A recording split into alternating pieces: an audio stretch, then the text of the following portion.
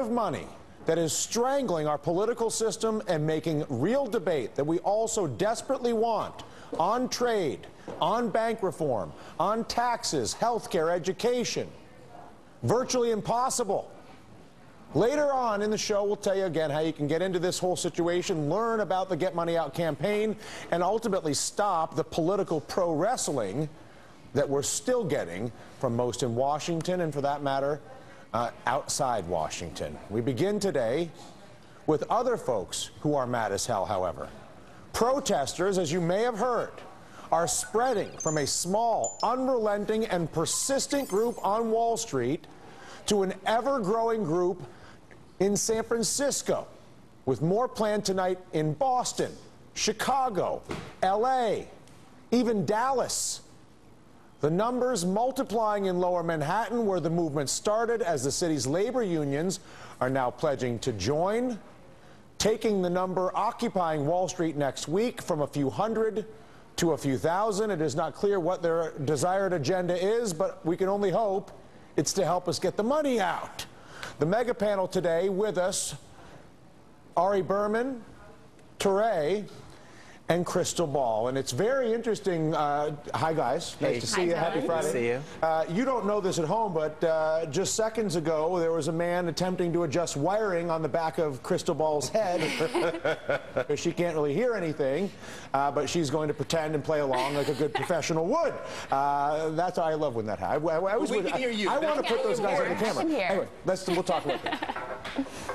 How do you interpret, Touré, the energy wave that we are witnessing? Not just the wave that you have just recently made with the publication of your book and the pushing of a conversation to a different place. The response that we're seeing to Get Money Out. The expansion of what was this small group on Wall Street that was largely ignored, that is now transitioning through its own unrelenting nature into this. What is going on here, man? People are angry, and I think that when you say that we're not clear on exactly what they want, and they're not saying this is a pinpoint goal of ours. I'm saying I hope they want to help me get money out. No, of course. That's what I'm saying. But that there's not a very precise goal highlights that they are angry, and they're so angry that they're like, we're going to do something. We need to take some I don't blame action. them. I don't blame them. You know, this is not a clear goal, but you think they'll help us get the money out? I think they should, because people need to put two and two together, right? The reason Wall Street remains so powerful is because they are funding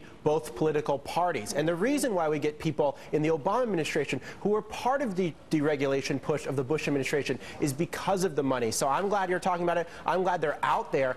People just have to realize that this is an issue, and then you start talking about the solutions. But if they're not even aware that anything's going on, you're never going to get to that solution. What do you think about the idea of attaching the Occupy Wall Street energy to the energy that we're witnessing about getting money out? So you harness that for positive action. Yeah, I think that's exactly what needs to happen, as a matter of fact, because with Occupy Wall Street, you have this sort of amorphous protest movement. What are they about? What's their message? We don't really know, other than they're frustrated. If you had something very concrete, we want to get the Wall Street money, or the money altogether, out of politics, people would respond to that in even greater numbers. That is a coherent message that this country is ready for, is dying to hear. There's no representative of Occupy Wall Street here. In fact, I suspect they don't even have a representative. But if there was such a representative, I would propose to them right now that we partner your energy, your resistance, your engagement, the simple message that we have all agreed to, 67,000 of us so far here, maybe the protesters, I don't even know, to take your energy and help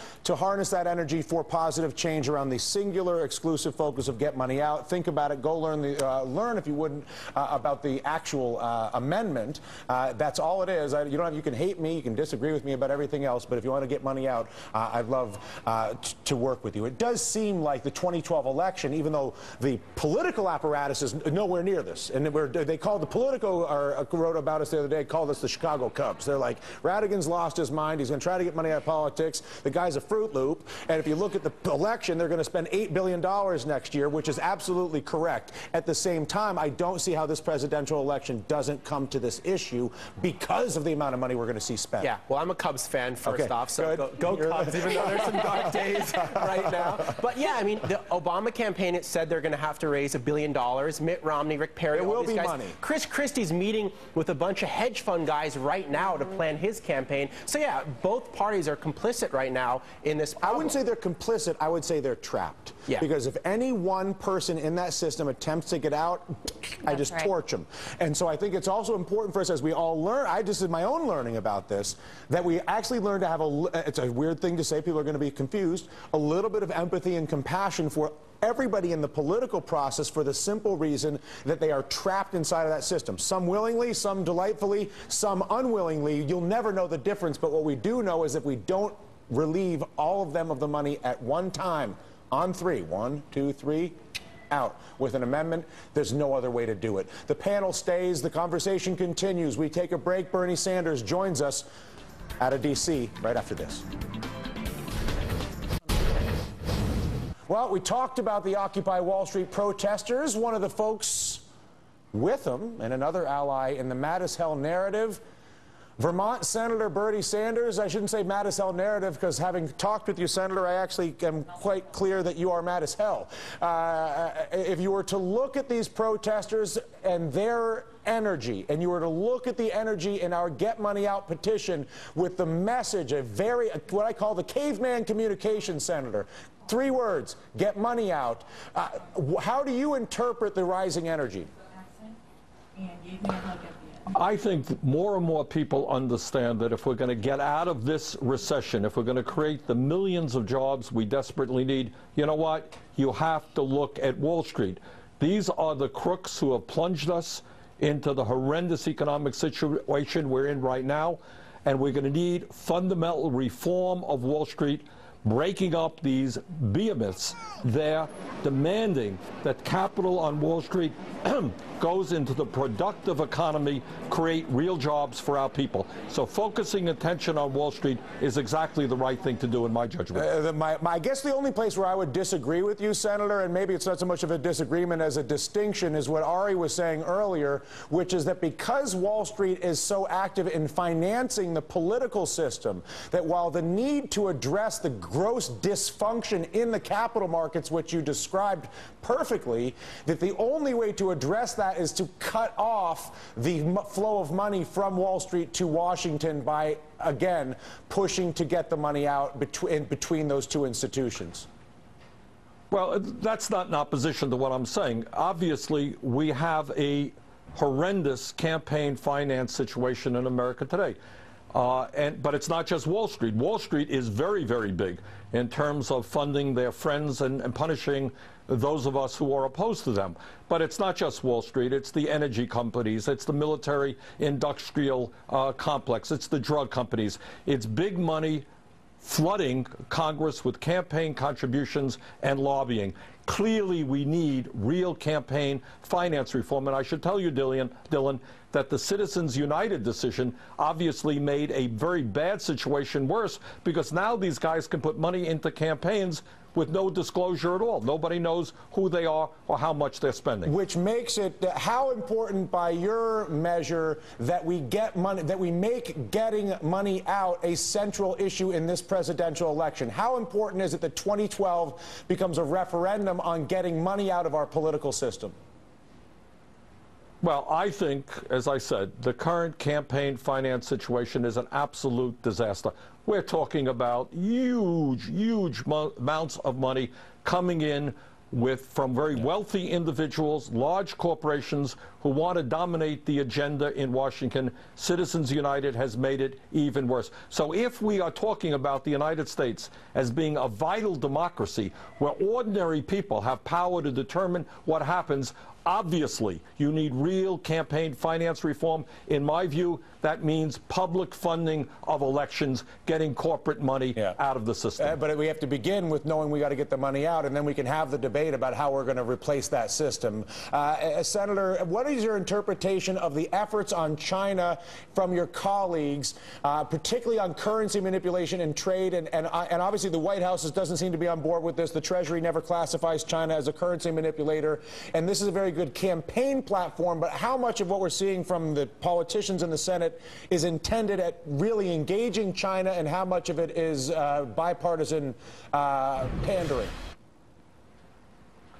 Well, I certainly hope that we address the China issue in a very bold way. As you know, Dylan, we have a huge trade deficit with China. We have seen corporation after corporation in this country shut down, throw American workers out on the street, and move to China. We've lost millions of good-paying jobs as a result of this disastrous trade policy. I am interested in sustainable energy. And to give you an example, what China is doing is saying to solar companies in America and all over the world, come to China. We will give you very low interest financing. We'll build the buildings for you. How do you compete against that kind of subsidization? I don't think you do. So I think we need new trade policies with China, with the rest of the world, based on fair trade principles, not unfettered free trade. All right, my last question, unrelated to anything we just discussed, although it's actually related to everything we just discussed. Yesterday, Mark Ames and Yasha Levine broke a story in The Nation magazine. They exposed a letter, a traffic between, I believe it was Friedrich Hayek, who was a Nobel laureate, and Charles Koch, who was financing him. The letter basically exposed, and we talked about this yesterday, that Hayek, who was the Nobel laureate who was being hired to advocate for the disassembly of the American healthcare or of any socialized system of Social Security or health, was very concerned for his own health and Social Security, and Charles Koch assured him that he himself would have the benefits of Social Security. It's just that those down the line would not. I'm less concerned about the scandal of that interaction than I am about the assertion that money has not only influenced our politics, but is now actually purchasing ideas through think tanks and is infecting the entire polarity of debate. Yeah. Dylan, I have to tell you that's old news. Right-wing money from the Koch brothers and from other right-wingers has created, they literally have created a number of right-wing think tanks, and those guys are on TV, they're in the newspapers every day, pushing the corporate agenda, pushing the agenda for the wealthiest people in this country.